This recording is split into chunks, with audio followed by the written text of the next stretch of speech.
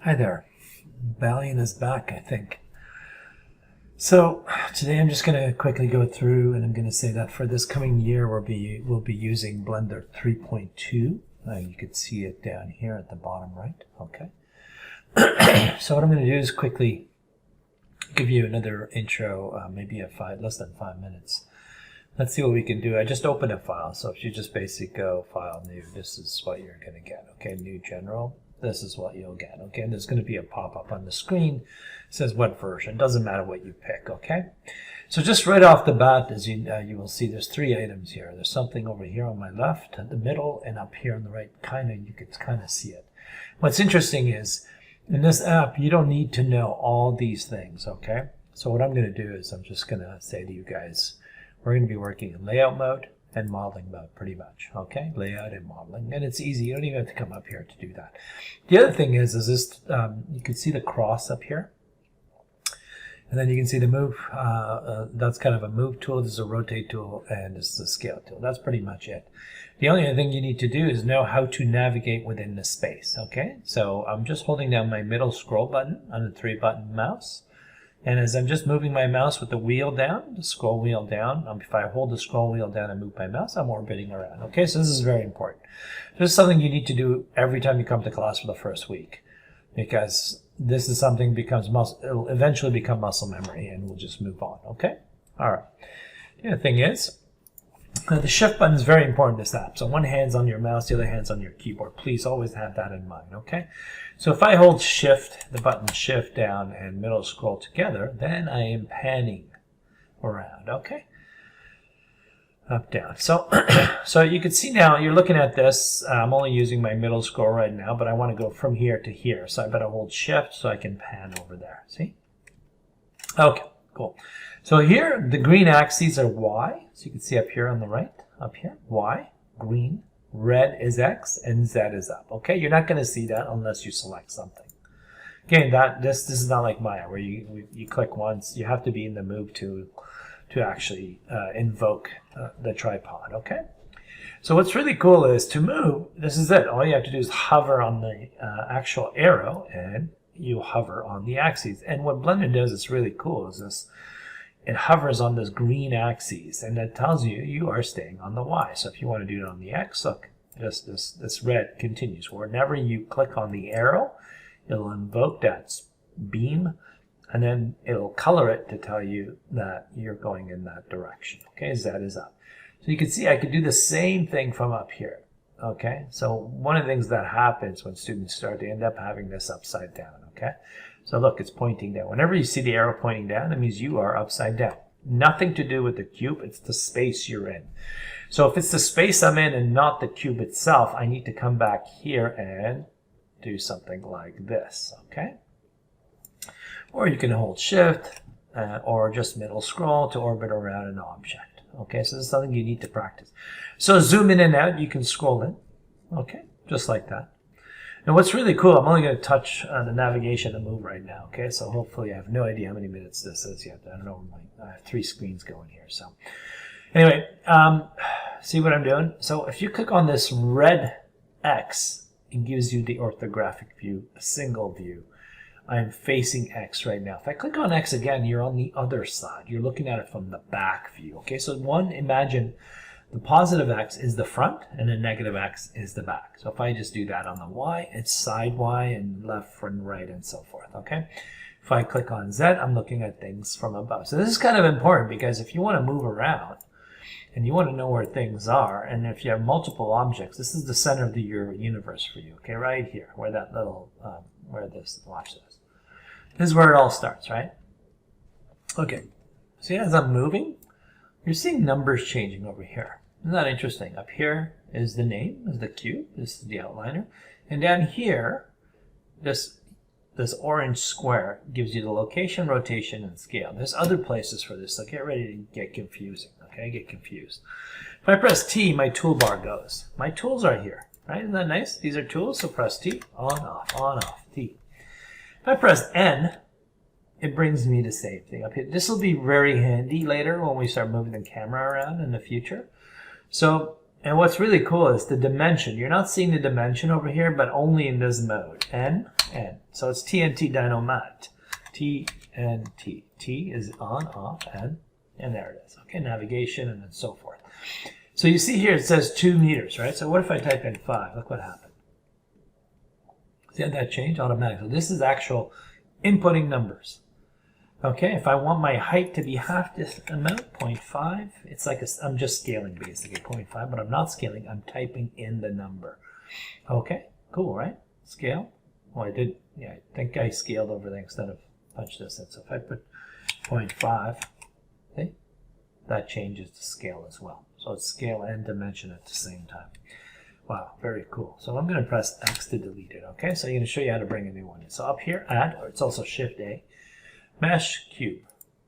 All right, there it is. All right. So now I'm going to move this along the x-axis around here. So look, like that.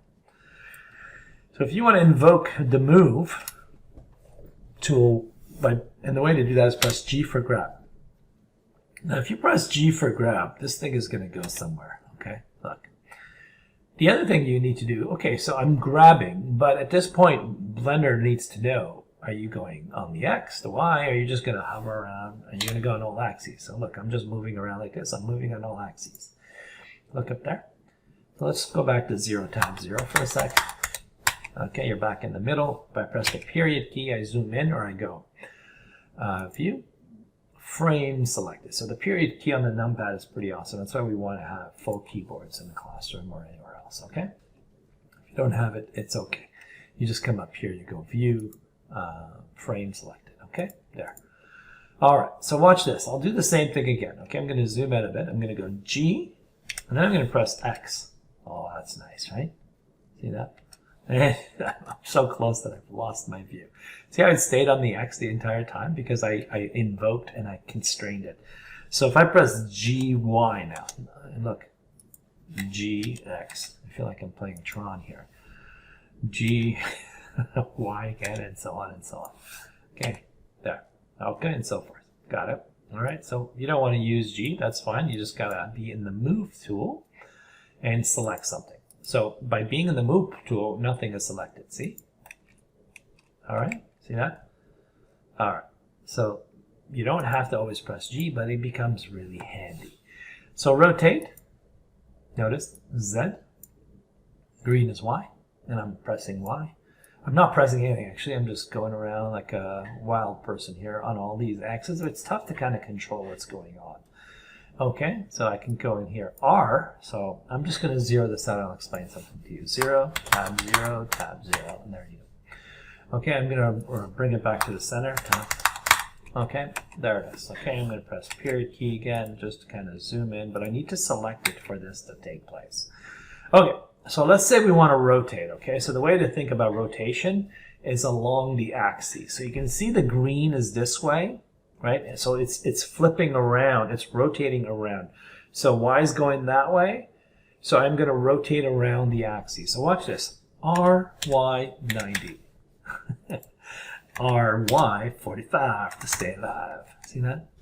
So you can actually say rotate, what axis is Y, and give it a number, right? So if I go RY90, it's going to go back to the same place, like that. So 90, okay, and then I have no idea what I've done so far. It kept adding for me. Okay, where's my mouse? There it is. Okay, so if I zero that out, back to 0. Okay, so what you can do is just come in here, hover on the axis itself, and look at that. You get that constraint going. You got to take your time. So this is a left click, okay, left click.